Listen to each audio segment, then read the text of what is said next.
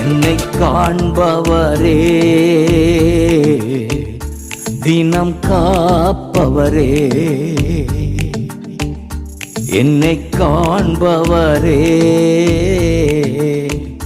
தினம் காப்பவரே, ஆராய்ந்து அறிந்திருக்கின்றீ, சுற்றி சுற்றி சூழ்ந்திருக்கின்றீ, ஆராய்ந்து அறிந்திருக்கின்றீ, சுற்றி சுற்றி சூழ்ந்திருக்கின்றீ. ஆண்டவரும் இரட்சகருமாகிய இயேசு கிறிஸ்துவின் விலையேறப்பட்ட நாமத்தினாலே உங்கள் யாவருக்கும் என் அன்பின் ஸ்தோத்திரத்தை இந்த காலை நேரத்திலே தெரியப்படுத்துகிறேன்.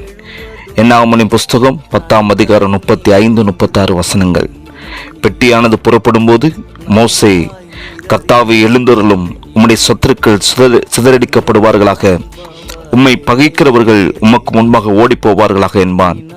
அது தங்கும்போது, கர்த்தாவை அநேக ஆயிரவர்களாகிய இஸ்ரவேலரிடத்தில் திரும்புவதாக என்று சொல்லுவான். கர்த்தாவை எழுந்தருளும் என்பது மோசேயின் கருத்தான ஒரு ஜெபமாய் காணப்படுகிறது.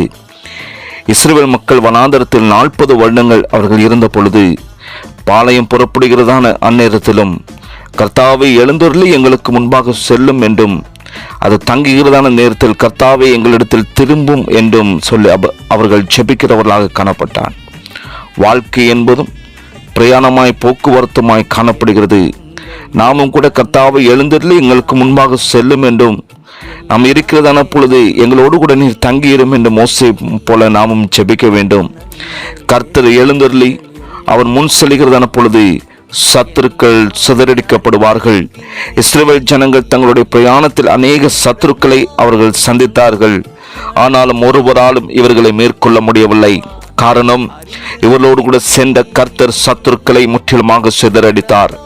நாமும் மனிதனும் வாழ்க்கை என்னும் ஓட்டத்தில் மறைவான கண்ணிகள், சத்ருவின் தந்திரங்கள், தீய நோக்கத்தோடு பழகும் ஜனங்கள் என்று பலவிதமான சத்துருக்களை நாம் சந்தித்துக் கொண்டிருக்கிறோம். ஆனால் கர்த்தர் நமக்காய் எழுந்தருளும் போது நாம் பயப்பட தேவையில்லை. காரணம், தேவன் யுத்தத்தில் வல்லவர். எல்ஷடா என்பது அவருடைய நாமம். அவர் சர்வ வல்லமையுள்ளவர். யார் அவரோடு யுத்தம் செய்ய முடியும்? ஒரு பாதாளத்தின் வல்லமைகளும் அவரை எதிர்த்து நிற்க முடியாது. இது உங்கள் யுத்தம் அல்ல, கர்த்தருடையது. நீங்கள் சும்மா இருப்பீர்கள்.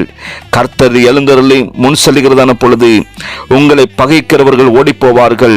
இஸ்ரவேல் ஜனங்கள் வனாந்தரத்தில் காணப்பட்ட போது வெளியிலிருந்து சத்துருக்கள் ஒருபுறம் எதிரிட்டு வந்தாலும் சொந்த ஜனங்கள் அநேகர் காரணம் இல்லாமல் பகைக்கிறவர்களாக எழும்பினார்கள்.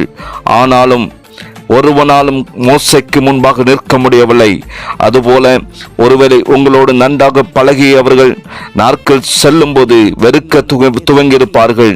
பின்பு பகைக்க ஆரம்பித்து விடுவார்கள்.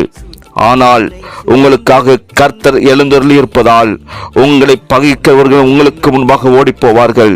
அந்த தாவீதுக்கு முன்பாக தண்ணீர்கள் உடைந்தோடு போகிறது போல அவனுடைய சத்துருக்கள் கர்த்தர் அவனுக்கு முன்பாக உடைத்து ஓட பண்ணினார்.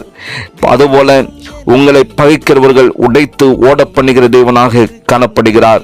இஸ்ரவேல் ஜனங்கள் பாளையம் இறங்கி ஓரிடத்தில் அவர்கள் தங்குகிறதான பொழுது, கர்த்தாவே அநேக ஆயிரவர்களாக இஸ்ரவேலரிடத்தில் திரும்புவீராக என்று சொல்லி மோசே ஜெபிப்பார். காரணம், வனாந்தரத்தில் கொள்ளுவாய் சர்ப்பங்கள், கொடிய மிருகங்கள், விஷப்பூச்சிகள் என்று பல ஆபத்துகள் காணப்பட்டது. கர்த்தர் ஒருவரால் தான் தன்னையும் தன்னுடைய ஜனங்களை பாதுகாக்க முடியும் என்பதை மோசே நன்றாக அறிந்திருந்தார். கர்த்தருடைய பிள்ளைகள் தங்கியிருக்கிறதான இடங்கள் எல்லாவற்றிலும் கர்த்தர் உங்களோடு கூட தங்க அவர் விரும்புகிறவராக காணப்படுகிறார். உங்களையும் உங்கள் குடும்பத்தினர்களையும் சத்ரு வாரிக்கொள்வதற்கு அநேக உபாயத்தந்திரங்களை இந்நாட்களை செய்து கொண்டிருக்கிறான். பில்லி சூனியம், மந்திரவாத கட்டுகள், செய்வினை கட்டுகள் என்று அநேக போராட்டங்கள் உங்களுடைய வாழ்க்கைக்கு உங்களுக்கு விரோதமாக காணப்படுகிறது. கர்த்தர் உங்களோடு கூட தங்கி இருக்கிறதான பொழுது அவர் உங்களை சுற்றிலும் அக்கினி மதிலாக அவர் கூடவே இருந்து உங்களை காக்கின்ற கர்த்தர். அவர் உறங்குவதும் இல்லை, தூங்குவதும் இல்லை. உங்களை கண்ணின் மணி போல பாதுகாத்து உங்கள் ஆத்துமாக்களை காக்கிற கர்த்தராய் அவர் காணப்படுகிறார். கர்த்தர் தாமே உங்கள் ஒவ்வொருவருக்காகவும் அவர் எழுந்தருளுவாராக. அவருடைய கரத்திலே உங்களை ஒப்புக்கொடுங்கள். அந்த மோசே ஜெபித்தது போல நாட்களிலே நாம் தேவ சமூகத்திலே நாம் ஜெபிப்போம்.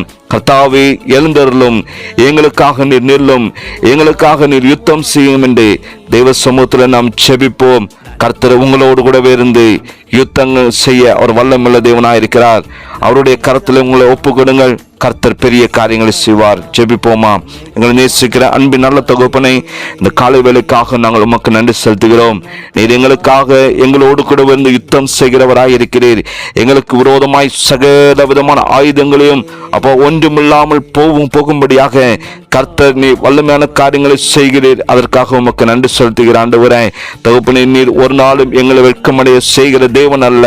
கர்த்தாவே, சத்ருவானவன் எங்களை பார்த்து அவன் முற்றிலுமாக ஆண்டவரே நொறுங்கி போகத்தக்கதாக கர்த்தர் வல்லமையான காரியங்களை கர்த்தர் செய்யும்படி நாங்கள் செபிக்கிறோம்.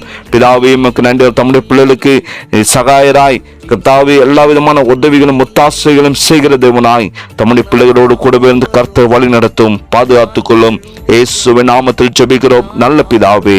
ஆமென், ஆமென். நான் எழுவதும் நன்றாய் நீர் அறிந்திருக்கின்றீர், நன்றாய் நீர் அறிந்திருக்கின்றீர், நன்றாய் நீர் அறிந்திருக்கின்றீர், நன்றாய் நீர் அறிந்திருக்கின்றீர்.